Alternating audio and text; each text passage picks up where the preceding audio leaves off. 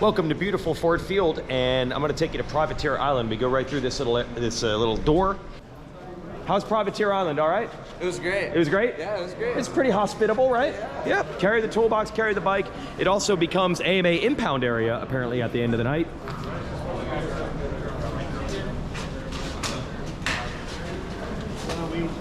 This is really official looking in here. Wow. And now the difficult part, we go outside and it was snow, it was rain, it was sleet, it was ice. Welcome outside Ford Field. We'll see who's still around on the Weege Show, brought to you by RaceTech Gold Valves. Last bike out. It's a weird thing about Detroit, the downtown stadiums are always a compromise as far as the paddock area. We don't have giant parking lots. So everybody's wedged their machines in. AMA people are out there shoveling snow. At one point this afternoon, it was snowing really bad, and then it turned to rain. So now we just have slush and things like that. Here's the French version. We have French Weege Maxime on the international broadcast, and then we have Le Big doing Weege show to show. Ça va? Bien? Oui? Salut les gars! Oui? Bienvenue sur le Big. Very good. Hey, c'est Jason, on l'a Yes. mis là. Lui aussi il fait un vlog. D'ailleurs, il a copié sur moi. I hope he's saying nice things right now. That's Le Big. I was inside this rig earlier. This is Monster Energy Pro Circuit Kawasaki. And I said to Levi Kitchen, are you good? You know, the illness in Anaheim, did that catch up to you? Good job, Race Day Live crew. I said, did that maybe catch up to you in Tampa? And he says, no, I'm feeling good. Here was his story from Tampa. His bike had a small malfunction in the heat, a tiny one. They had to zip tie a fuel line. And he got bailed out by the red flag restart in the heat, where he got to go back out and salvage something. He might have been LCQ bound. He didn't get a great finish in the heat last week. A bad gate pick, but it could have been worse. But the bad gate pick led to a bad start. Then he fell in the sand, so then he was last. This is last week again. Yeah. Then, last week, yo, making it difficult. Making it difficult. At least he got a podium. That was Has he talked to you? Did he just mistime the gate? I think Aaron, like, because Aaron doesn't flinch. And I think he was ready. Is this like line of scrimmage in football? If somebody flinches, they go? He was ready. He didn't unless he count, right? He did not count. All right. Yeah, that's Jay Dungy, now the mechanic for Jay Sexton. He was the mechanic for Aaron Plessinger, but he also was the mechanic for Sexton back in the Honda days, as a matter of fact. So that's that. What was I talking about? Kitchen here? Yeah. Cullen Park. You happy with it? Well, I ended up crashing on the last lap. Oh no. Faulkner got me back from last weekend, so I got 11th. I got lucky, but yeah. But what were you? 7th or 8th. And you were 7th on the white flag. And last week that was about it. 7th. Could have been 7-7. Yeah. Is this guy work here, or are you just a fan now? I'm just a fan now. I can't keep up. He's gone, then he's KP's mechanic, then he's just a fan. I can't keep up with myself either. Yeah. So. Okay. Do you have a real job, Heath Harrison? No. Just comes to the races. Who knows? He's one of those guys that just figures it out. Is that figuring it out? Is that figuring it out? That's figuring it out. That's figuring it out. I'm here. So you're riding well. Yeah. Right. All right. Cullen Park's riding well. Maybe a 450 Honda would be, you know, there's one of those. Hey. I was talking about Kitchen. I can't even get to the darn story. Here's Kitchen stories of 3 red flag staggered restarts this year. The heat race at Tampa bails him out because his bike had a problem. They were to zip tie the fuel line and get him back. A decent finish in the heat, not a great one, not a great gate pick. He goes into the main last week. Bad start due to the gate pick, falls early in the sand. He's last. He makes up a bunch of passes. He said he passed 4 riders on 1 lap, and then there was a red flag restart for Pierce Brown. And he lost those 4 positions because they go back to the previous lap. So the red flag really hurt him last week. Well, this week it bailed him out. How long you been here, Doug? 5 a.m. 5 a.m. He's like, I will be leaving the hotel at 4:45, and I'm like, have fun with that. That's Doug, a big part of the production side on our TV crew. Remember the old bar to bar DVDs that everyone loves? That was all Doug back in the day. Red flags, sometimes they're your favorite, sometimes they're a disaster. Levi's had every single one of them this year. Yeah, we had to lose one to gain the other. Is that what it was? He had to have a bad luck last week. Yeah. No. That was the first ever shootout, I think, a 3-lap shootout at the end of a race. And this time, the red flag helped him. And he's back in it. You never know, Dave Cruz. Never know. Dude, You know what it was? I think it was the lines you were pointing out. I was watching video with you guys. I think it was all you. No. The lines you pointed out in practice went a long way. I would like to take that. He's not taking it. That restart deal, I mean, it's not justice for sure. It's a huge ripoff of your Anstey, but it was exciting to set that shootout up. And you got RJ Hampshire in the mix. You never know. You gonna get one? Huh? You gonna get one? Gonna get one. You're gonna get one, right? For sure. Like you're, dude. No doubt about it. Every way you can almost win, but not so far. So it's got to happen eventually. It's gonna happen. It's gonna happen. Triple Crown, that's coming up next. Why not? Gonna get those points back too. It's not that bad. He's only 16 down. That's Roxon's mechanic. That's not Ken Roxon, by the way. You must be very cold. Not even wearing a jacket. Okay, so I'm gonna do this lap again. I can't even believe that red flag restart situation. They said it was a green-white checkers, but I presume what that means is they go all the way around one lap, then get the green, then get the white, then get the checker. It was more than enough time for Kitchen to make it happen. Look, points-wise, Anstey's still doing well. He's very stoic now as a veteran of the sport. He seemed more upset with Bobby Regan calling him on the phone to motivate him than he was at the race win, potentially being pulled away from him. Points-wise, again, he's okay. Big picture, he's okay. But never forget, the teams usually pay about 50 grand for a 250 Supercross win. I think maybe 30 for second, 20. So that's a 20-some $1,000 swing alone with that. Just picture yourself in that situation, how mad you would be. Credit to Anstey for not losing his cool. And beyond that, just more bad luck for a pro circuit. You got Hamaker with food poisoning, a bad finish, and McAdoo wiped out. Man, I hope that's not bad. Bad. It's definitely bad, but hopefully not bad for McAdoo. He's just been through it way too many times. As for the 450 class, I said this 2 weeks ago. When Jet Lawrence went out with the ACL, I'm like, this is just turning into the type of way Cooper Webb does it, and it keeps going more and more and more in that direction. Now he's got to win. And oh, JB, ever seen a red flag restart that late in the race? I've never Man, seen that. What's your thoughts? well, Give me your thoughts. well, as a journalist, I feel like I'm gonna maybe track down maybe Anstey's agent and see how he feels about it. I gotta run. I gotta go to test my flight. Oh yeah, you got the red eye that you paid for. Yes, congrats. He paid $350 to get a late night flight. Yes, that I wasn't willing to take because I'm here for you guys. You guys want some of this? Yeah, there we go. Yeah, there were late night Saturday flights. Justin Brayton calls me on like Wednesday. He's like, dude, there's a flight on another airline. I'm not gonna call Feld and be like, fix my flight because I was dumb enough to not book it in the first place. So it would be on me to pay for the change, and I don't pay for things. So I didn't do it, but Brayton did. But he's rich and I'm not. What's up? You want to be a part of this? How's this gonna work out? Real good. Oh yeah, this is beautiful. Can't wait. Yeah, so the trucks got wedged in here when it was not snowing. Right. And now, It's ice. so is it almost worse than if it had just kept snowing? Probably. Yeah. Snow is fine. It's not even ice. It's fine. You're fine. I like the spirit here. I like the spirit here. My gosh. Anyway, as I said a few weeks ago, it truly, just when I saw Lawrence go out, I'm just like, this is how the ball rolls for Cooper Webb a lot. And now Tomac is out, and now Sexton is making mistakes 2 weeks in a row, and now Webb is tied for the point lead and has his first win of the year. And I'm not saying that Webb only wins when other guys mess up, because 2019 he ripped it away. I mean, other guys were there. They didn't crash themselves out of the series.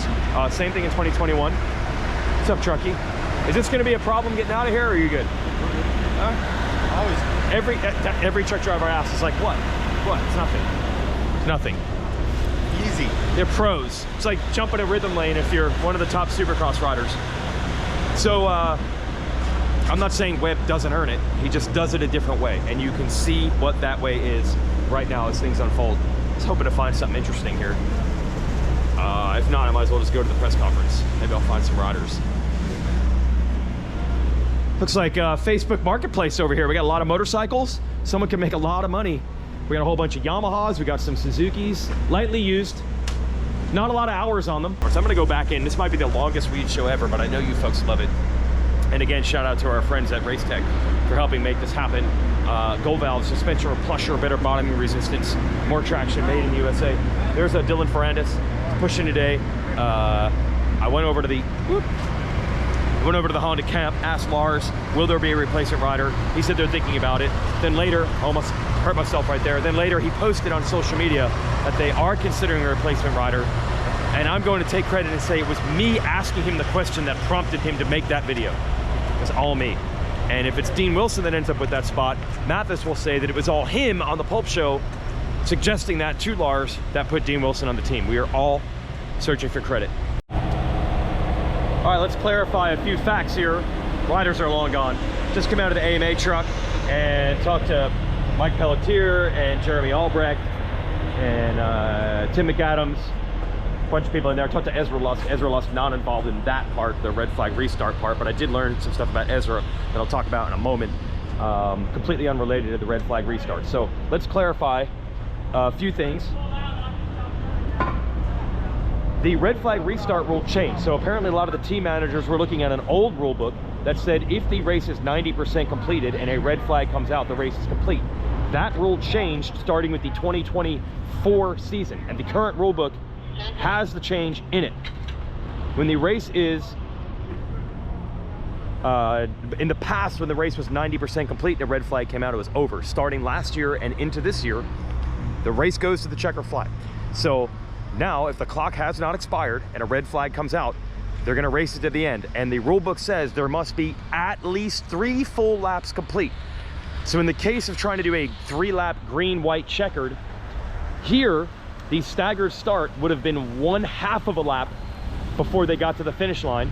And if they got the green, white, checkered after that, they would have only done a 1/2 a lap and 2 more. That would have only been 2.5 laps. They want to do at least 3. So they had them do the staggered start, 1/2 lap, cross the finish line, and then the 3 laps started. So then 3 full laps after that. So what they did, the green, white, checkered, and the race is not over till the clock expires, that is exactly how the rule book now reads.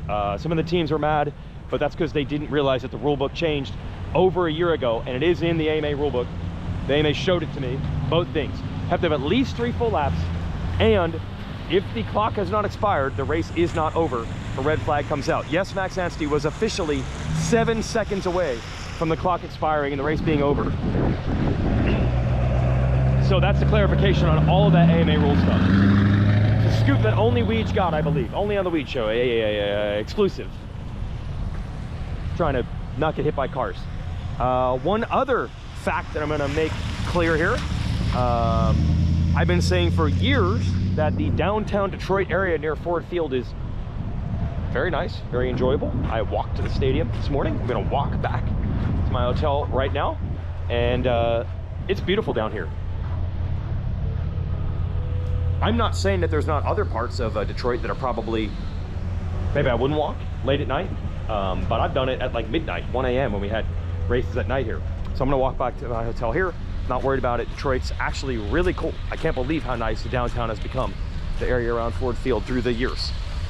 Now let me talk about the Ezra Lusk situation. Another nice upgrade for the AMA. They've been adding riders to the staff.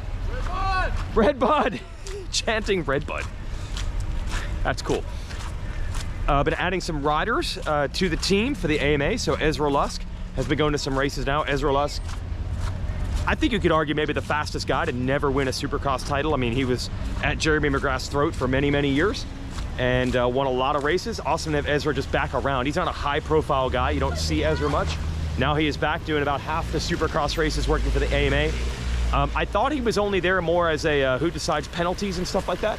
But what I learned from Ezra, he is weighing in on some track design stuff. And did you notice the racing at Detroit had a lot of different areas where passes were being made? Did you notice that? Look at Roxon and Webb, inside, outsides, Anderson getting past and also making passes, and all the moves Sexton made. I mean, Sexton just going fast. You can pass almost on any track if you're going that fast when you're in the back. But if you think about the race, how many areas you saw passes made? Let's see, you saw it in the whoops, in the turn after the whoops, in the sand going to the finish, the turn after the finish, the turn after that. Then after that turn, a whole rhythm where they were battling onto that tabletop. Then the 90 after that, the outside was working. It changed the rhythm getting onto that shelf. Then it led to the final pass that Webb made on Roxon in the 180 after that. And then the 180 after that, when they spilled back over the start, we saw riders gaining and losing time there. It wasn't enough room to make passes, but you could gain and lose time. It's a pretty darn racy Supercross track. Talking to Ezra, just a couple of nips and tucks, berms in the right spot, things like that.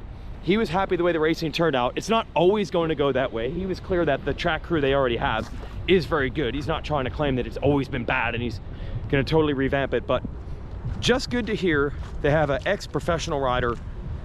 And they had a couple, I think they've tried out. Andrew Short did some. He's pretty busy with some rally stuff right now. I think there's some other riders. I think I heard Kevin Windham might come in. I mean, this is an idea that's time has come, right? So shout out to the AMA. We've given them a lot of grief on podcasts and shows through the years, but they are really trying to do the right thing. The entire red flag restart thing, straight up reading the rule book. It's exactly the way the rule reads. And the track stuff, I am highly encouraged. I said to Ezra, you're gonna make 90-degree corners great again? Are we gonna get some berms and some passing in the 90s that's been gone for about a dozen years? He hopes so. So some positives long-term right there. And I don't know if anyone else has these stories, so I'm proud. That's our show. Do I just keep the camera rolling while I walk back to my hotel? That's it. Thanks to RaceTech for backing us. And I'll be back in the broadcast booth next week at Arlington for a Triple Crown and the resuming of 250 West, which is gonna be wild because the last one at Glendale, there's a lot going on at that one between Davies and Beaumare and Jordan Smith winning. And Deegan needs to get another win because he only got one, which I think is less than most people, including himself, would have expected, etc., etc. See you then. Yeah, a couple things I'm going to clarify. First, I made it back, 10-minute walk, no problems, and I met a fan. Yep. Oh yeah, you're into it. Were you here for Soupy? Yeah. You were here for Soupy. Yeah, we just got back. That's pretty wild. Mm-hmm. It was unexpected. Yeah. Yeah. I was not expecting Trooper to come back from that bus. That's what he does, man. That's what he does. Did you have a good time? Yep. Awesome. See you next year. I wanted to verify that I made it back to my beautiful hotel in downtown Detroit. All good after the walk. And second, I just want to clarify one other thing for the most clear clarification of transparency. The 90% restart rule, I did hear that the TV crew did show that on a graphic last week. So that's, I think, what led to some people thinking that that is still the rule. That was a graphic they should not have shown on TV. They were showing the old rule as well. The rule book really did change before the 2024 season. So if someone says, but I watched TV last week and the red flag graphic on the screen said 90%, it did say that, but that shouldn't have said that. So full clarification and transparency, exclusive to the Weege Show. Bye.